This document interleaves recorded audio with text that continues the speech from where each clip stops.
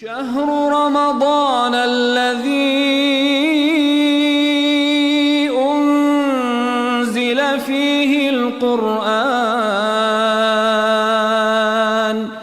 هدى للناس وبينات من الهدى والفرقان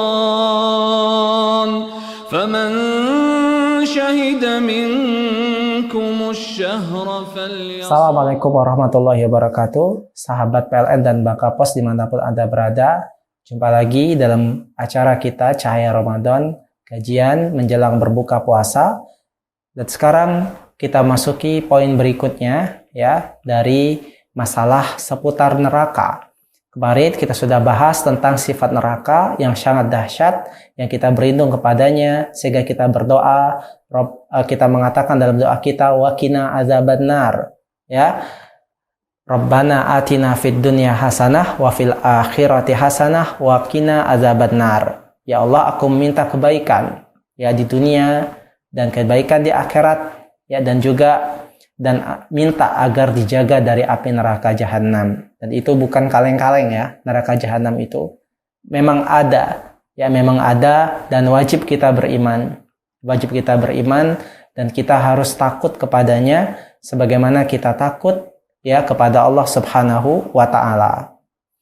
Sekarang kita akan bahas apa penyebab seseorang itu bisa masuk neraka.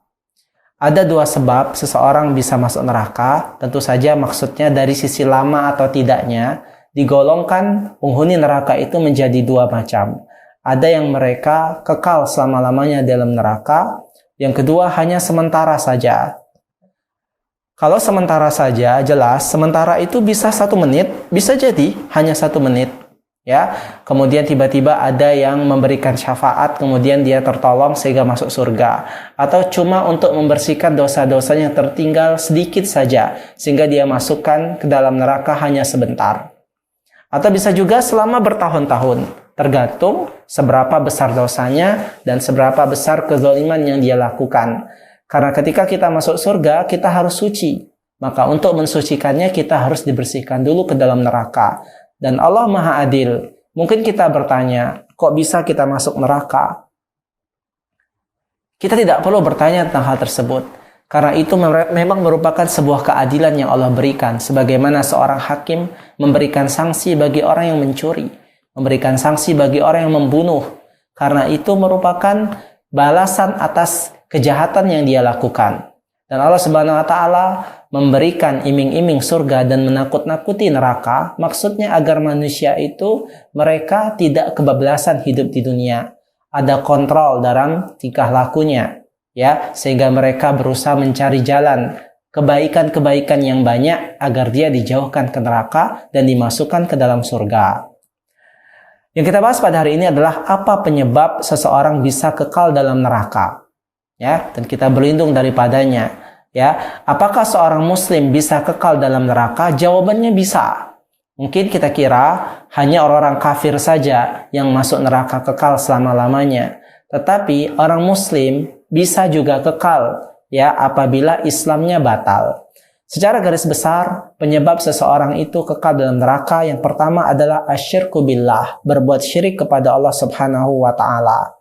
Ini sudah jelas Allah berfirman tentang hal tersebut, innahu man yusyrik billah faqad harramallahu alaihil jannah wa ma'wahun nar wa ma lidzalimina min ansar. Allah berfirman, sesungguhnya orang-orang yang berbuat syirik kepada Allah, maka Allah haramkan baginya untuk masuk surga dan tempat kembalinya adalah neraka. Ini jelas bagi orang yang berbuat syirik, Allah tidak ampuni dosanya karena Allah hanya mengampuni dosa-dosa selain syirik bagi yang dia kehendaki. Innallaha la yaghfiru an yushraka bihi wa yaghfiru ma duna dzalika liman yasha. Sesungguhnya Allah tidak mengampuni dosa syirik dan Allah hanya mengampuni dosa di bawah syirik bagi yang dia kehendaki. Maka berhati-hatilah dari dosa syirik. Syirik berbagai macam modelnya. Syirik itu artinya kita memalingkan ibadah kepada selain Allah, memberikan peribadatan kepada selain Allah, yang seharusnya kita hanya boleh memberikan ibadah kepada Allah saja, tapi dia palingkan kepada selainnya. Seperti ibadah apapun modelnya, seperti berdoa. Seharusnya kita hanya boleh berdoa kepada Allah, tapi dia berdoa kepada selain Allah. Ya, menyembelih. Seharusnya kita hanya menyembelih. Menyembelih adalah ibadah, seperti ibadah kurban, itu sembelihan. Ya, seharusnya kita hanya menyembelih kambing untuk Allah, tapi dia menyembelih kambing untuk jin, untuk penunggu jembatan, untuk penunggu pohon tertentu. Maka ini termasuk kesyirikan. Atau syirik dalam rububiyah, seharusnya yang kita yakini yang menguasai alam semesta, yang menghidupkan dan mematikan, yang memberikan rezeki adalah Allah, tapi dia katakan ada selain Allah yang bisa menghidupkan dan mematikan. Ada yang menguasai alam semesta. Misalnya pantai ini dikuasai oleh jin ini, gunung ini dikuasai oleh jin ini. Padahal semuanya lillahi ma fis samawati wal ard. Padahal semuanya milik Allah, baik yang di langit dan di bumi. Tapi dia memiliki keyakinan ada selain Allah yang bisa berkuasa, yang bisa memberikan madarat dan memberikan manfaat. Maka itu syirik rububiyah. Ya, aneh kan kalau seorang misalnya percaya bahwasanya ada sebuah batu yang bisa melindunginya. Padahal kita kata bersama yang bisa melindungi kita adalah Allah. Tapi dia percaya batu kecil ini bisa melindunginya, bisa memberikan rezeki kepadanya, bisa menolak bala, bisa mendatangkan manfaat, bisa membuat cantik, bisa melancarkan rezeki. Padahal itu semua dari Allah. Tapi dia memiliki keyakinan batu itu yang menolongnya. Maka ini termasuk kesyirikan yang harus kita jauhi. Banyak model-modelnya. Pokoknya segala macam ibadah kalau kita palingkan kepada selain Allah, maka dia termasuk kesyirikan. Kemudian, penyebab seseorang kekal di neraka berikutnya adalah mengingkari Allah, kufur kepada Allah, kepada malaikatnya, kepada rasulnya, ya, kepada hari akhir, pada hari kiamat, tidak percaya. Berarti dia mengingkari salah satu rukun iman yang kita yakini ada 6. Tidak percaya kepada Allah, tidak percaya bahwasanya Muhammad adalah utusan Allah, tidak percaya Al-Quran itu adalah kitab Allah. Misalnya dia bilang Al-Quran itu sudah banyak diubah, Al-Quran itu isinya bohong-bohong semua. Ya, tidak percaya bahwasanya Nabi Muhammad itu nabi yang terakhir, ada nabi yang lain sesudahnya. Maka ini termasuk kekufuran yang harus kita waspadai. Kemudian yang ketiga, salah satu bentuk menyebabkan seorang kekal di neraka adalah mengingkari salah satu rukun Islam. Baik dia mengingkari kewajibannya. Kalau dia tidak mau melakukannya karena dia malas, maka dia masih muslim tapi dia berdosa. Misalnya saya tidak mau sholat nih, malas, masih muslim. Tapi kalau dia mengatakan sholat itu tidak wajib, puasa Ramadan itu tidak wajib, kata dia. Dia ingkari puasa bulan Ramadan, dia ingkari ya kewajiban dari sholat. Dia ingkari kewajiban dari zakat. Dia katakan haji itu tidak perlu, tidak penting. Ya, maka dia telah kufur. Mengingkari salah satu dari rukun Islam, maka termasuk kekufuran yang bisa menyebabkan seorang kekal dalam neraka selama-lamanya. Waliyadzubillah. Nah, kalau memang kita tidak bisa melakukannya, ya sudah kita berdosa. Kita akui kita salah. Saya tidak puasa.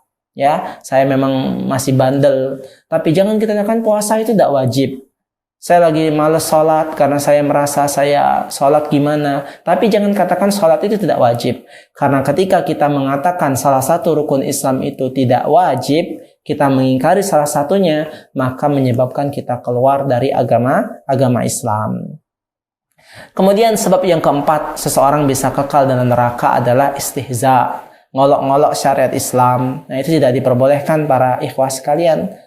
Para pemirsa, jangan kita mengolok-ngolok syariat, ya, mengolok Rasulullah, mengolok agama kita, ya kita jadikan bahan candaan. Misalnya orang yang memakai jilbab, kita katakan ninja misalnya. Atau kita mengatakan orang yang sedang menjalankan sunnah Nabi, misalnya kita katakan dia adalah dengan gelar-gelaran yang buruk, maka tidak boleh. Menghina syariat Islam, maka itu berbahaya dan salah satu bentuk bukti minimnya iman. Karena seseorang yang beriman kepada Allah, tentu dia tidak berani menghina syariat Islam. Kita akui kita memang berdosa. Kita banyak melakukan dosa, tapi jangan sampai kita menghina syariat Allah Subhanahu wa Ta'ala.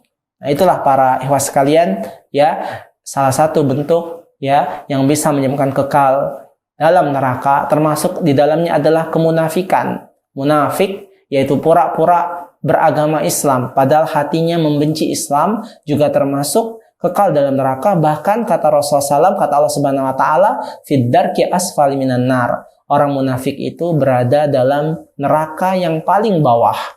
Kenapa? Karena dia menampakkan Islam padahal dia sendiri menyimpan kebencian kepada Islam. Nah, ini tidak boleh. Kemunafikan ini jelas adanya dalam kehidupan kaum muslimin. Mereka berusaha untuk merusak Islam dari dalam, membenturkan kaum muslimin. Sengaja dia ingin membuat kaum muslimin bertikai, bercekcok, kemudian dia hina, dia sakiti segala macam. Kemudian dia memakai pakaian Islam, seolah dia Islam padahal dia ingin menghancurkan Islam dari dalam. Itu saja yang mungkin disampaikan. Ya, kita berlindung kepada Allah dari kekal di neraka selama-lamanya. Karena kekal di neraka selama-lamanya adalah sebuah azab yang sangat pedih yang kita tidak akan sanggup untuk memikul beban di dalamnya. Jadi saya bersampaikan wassalamualaikum warahmatullahi wabarakatuh.